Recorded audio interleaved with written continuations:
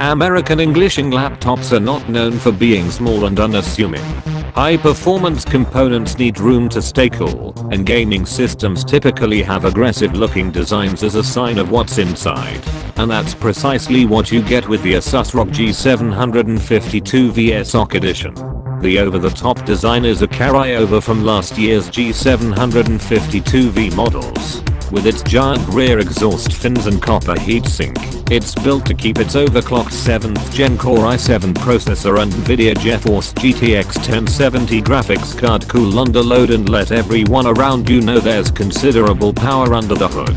There are the bright red lid lights too, and there's even a tinted plastic panel on the bottom, so you can have a bit of a look at the components. It is a large and heavy laptop too. You probably weren't expecting a small body considering its 17.3 inch screen size, but this borders on ridiculous with a frame that's about 16.5 inches across, 13 inches deep and 2 inches thick at the back, 41.6 by 32.3 by 4.8 centimeters. It won't fit in most 17-inch laptop bags easily or at all. Not that you'll want to haul its £9.50, 4.3 kilograms, around regularly anyway. Again, none of this is new. It's the processor, memory and screen that have been updated.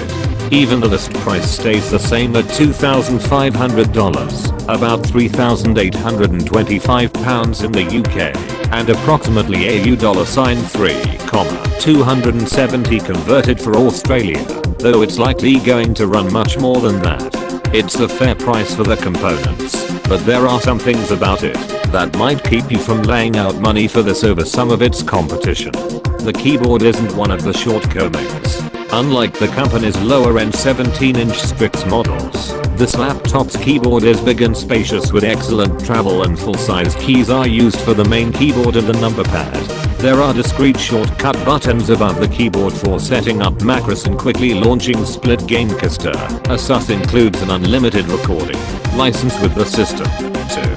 Another shortcut button in the number pad pulls up the company's gaming center software, which lets you see system performance at a glance, set up profiles for different games, and adjust things like fan speed and display color.